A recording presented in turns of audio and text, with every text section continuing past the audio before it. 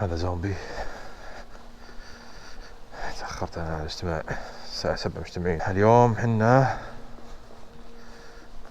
اليوم إن شاء الله يوم مميز، يعني إن شاء الله إنه يوم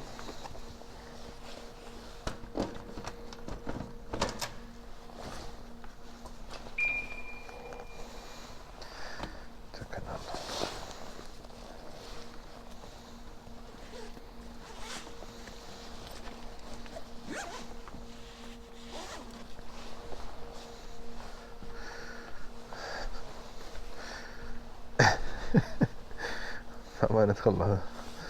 يلا اعطيني هنا دفدف. بسم الله. ما افطرت والله العظيم ولا شيء ولا اي شيء. هذه بدايات انا تقروشني.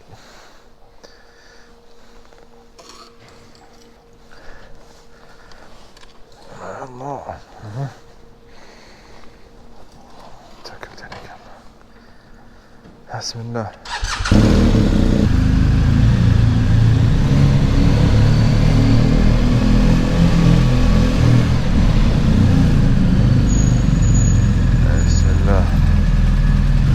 انا طبعا ما سويت تشيك اوت ولا شيء، انا حاجز عن طريق اير بي ام بي، والحجز عندهم عن طريق تطبيق. اذا خلصت تخلي مفتاحك وراضك على الطاوله وتمشي. توكل الله.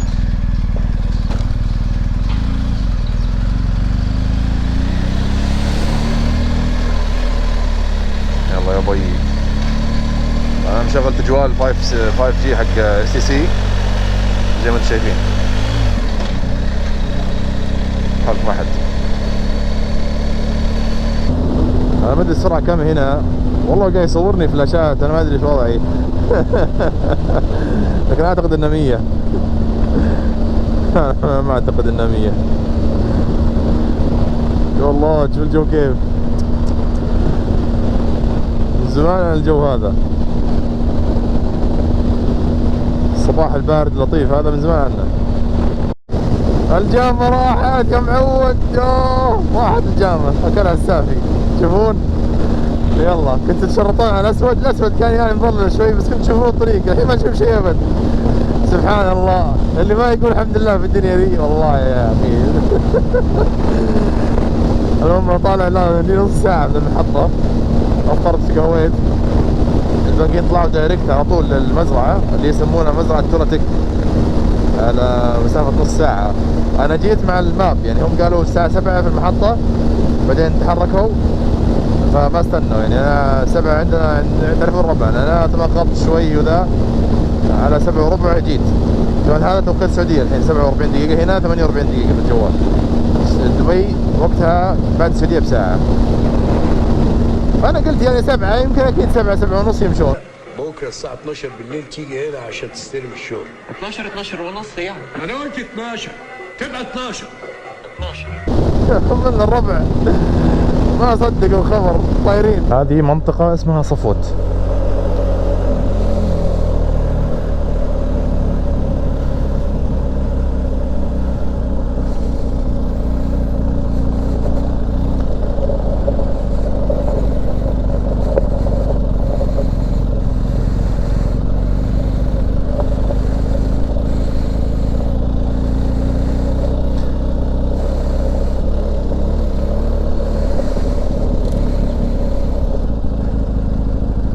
أنا بالمزرعة.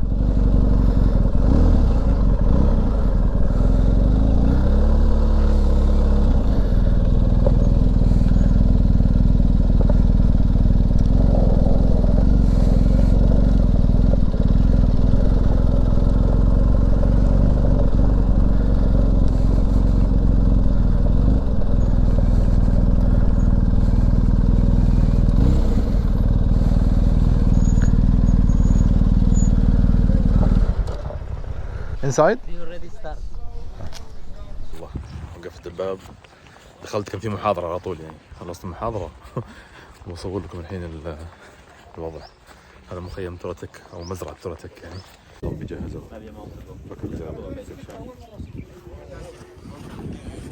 Hi guys, so what we're going to do is we're going to do some basic briefing here on site. Okay? Like I said, basic group will go this side, advanced will go that side. The basic group are going to be with Hubert, and he's going to be assisted by Juan and Regina. If you're in advanced, you're going to be with myself and Jorge. Unfortunately, I'm sorry for you. Okay? If you want to go home now. Okay, guys, so we're going to be on the right-hand side. From here, we will move out to our training areas. Okay. So, welcome guys.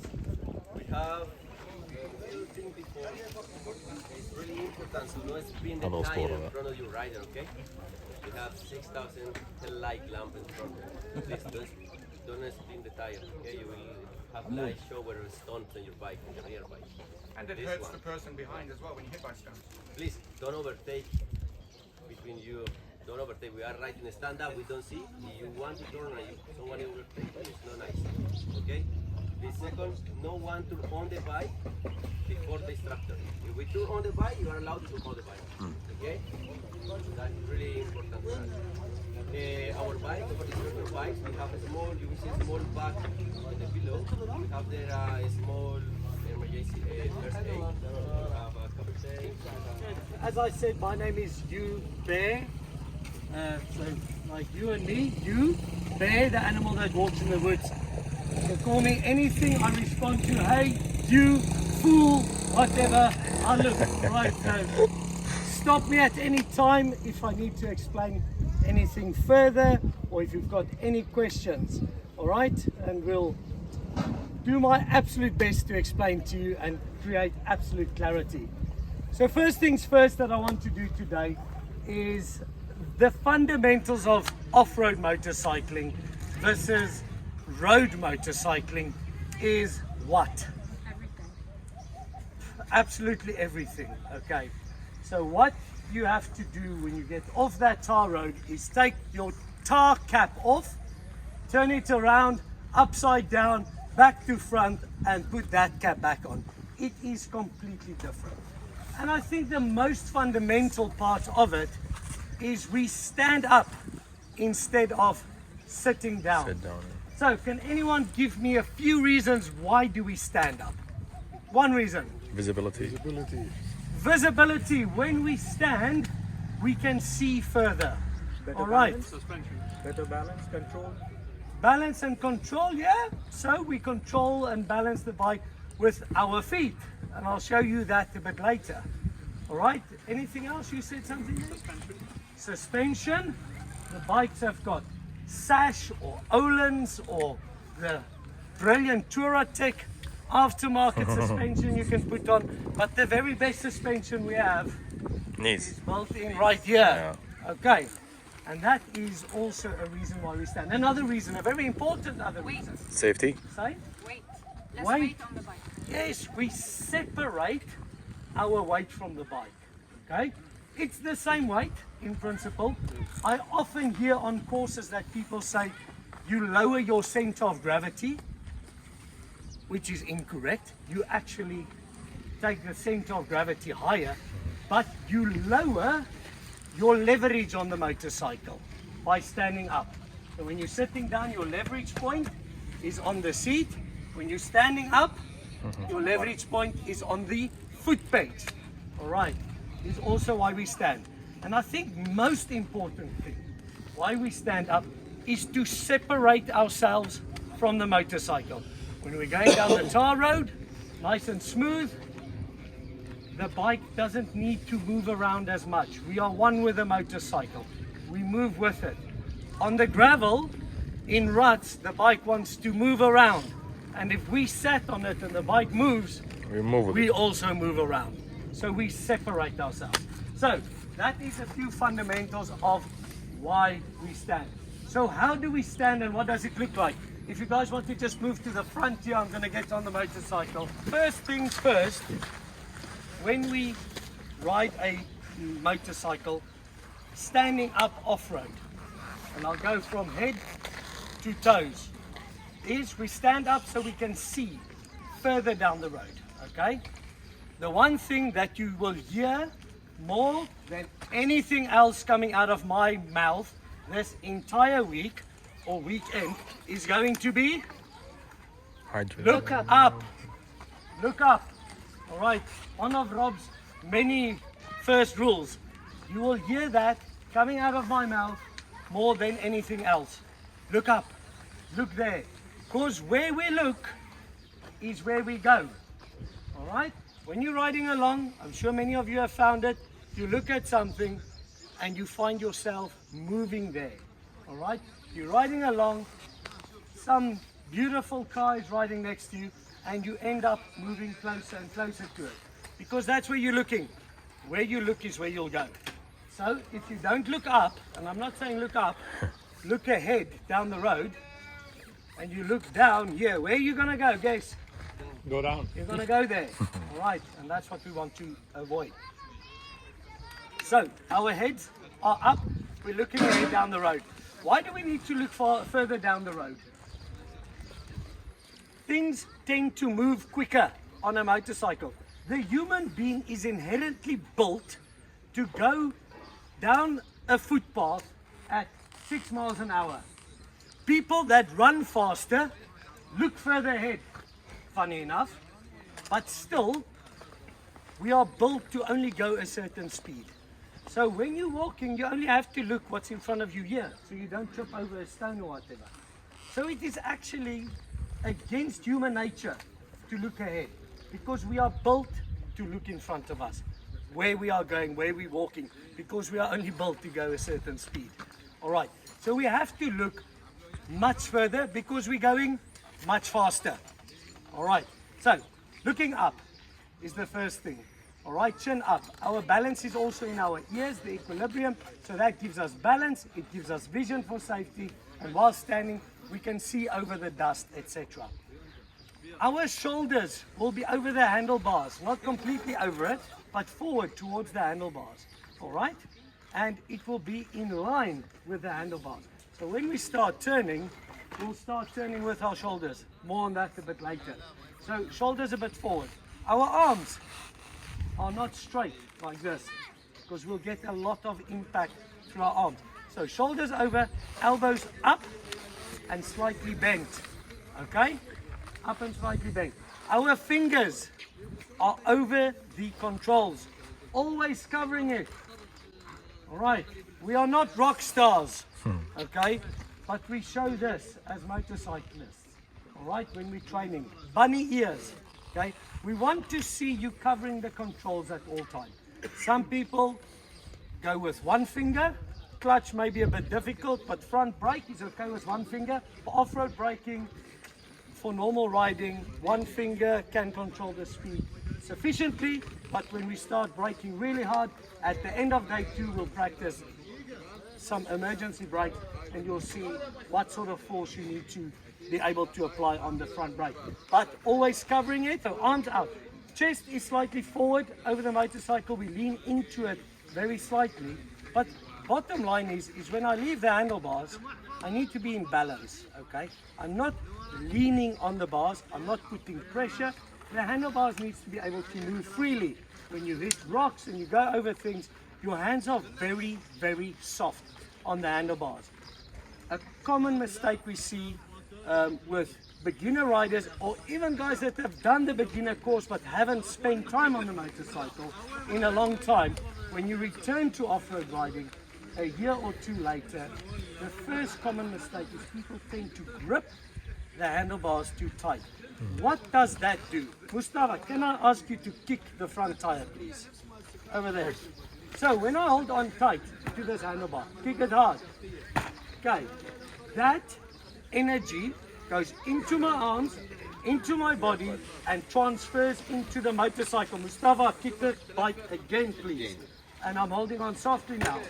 Okay, now it can move freely again. Okay, so hold on to the handlebar softly and carry your weight with your body, okay, in this neutral position. When you look down to the side, my knees are slightly bent. We can't stand straight leg, because if we go over a hump, that energy goes into our body again, and to stop us from falling off, we'll have to hold on to the handlebars. All right, so we bend our knees ever so slightly, but not too much so that you get fatigued. It must be a very natural, comfortable position that you can stand like this for the entire day. Okay? Because when you ride off-road, you can be riding for 6 or 8 hours standing, so it needs to be very, very, very comfortable. We hold on to the motorcycle slightly with our knees on the seat while it is bent, but very slightly. The motorcycle needs to be able to move under our bodies. Our feet, most important, is right in the middle. The motorcycle boot, you will see, has got a little heel. We kick our heels right into the foot pegs over there, and that is where we stand in the middle of our feet. The reason we do that is so that we can cover our controls, our foot brake and our gear shift lever, and also the reason we stand in the middle of our feet always and not on the balls of our toes like when we are riding on the road is for fatigue. When you stand on the tippy toes, your calves are going to blow out. They're going to burn. Your calf muscles are going to become very sore, and you're going to be fatigued, and you can't carry on riding with sore calves like that. So feet to the front, and you're standing in the middle of the boot.